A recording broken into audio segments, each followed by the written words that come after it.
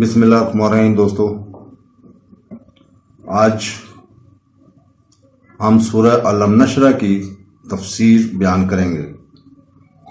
سورہ علم نشرہ باب نمبر 94 ہے جو مکہ مکرمہ میں نازل ہوئی۔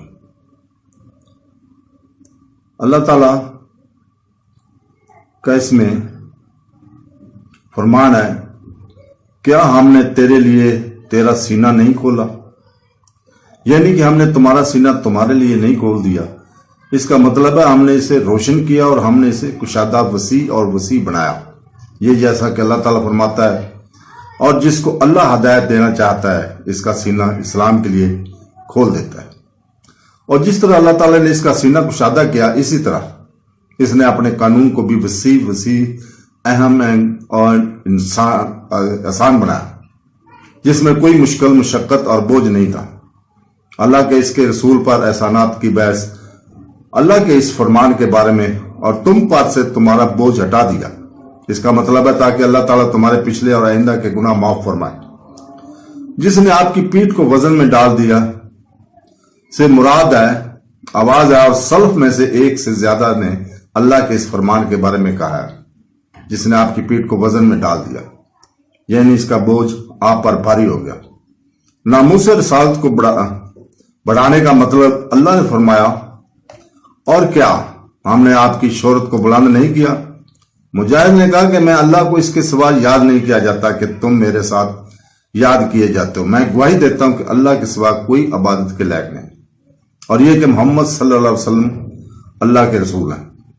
قتادہ نے کہا، اللہ تعالیٰ نے ان کی شہرت دنیا اور آخرت میں بلند کی۔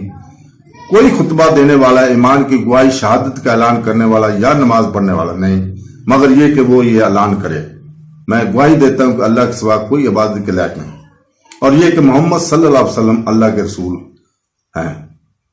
اللہ تعالیٰ کے ارشاد کے متعلق، بے شک ہر شب مشکل کے ساتھ راحت ہے، بے شک ہر تنگی کے ساتھ راحت ہے۔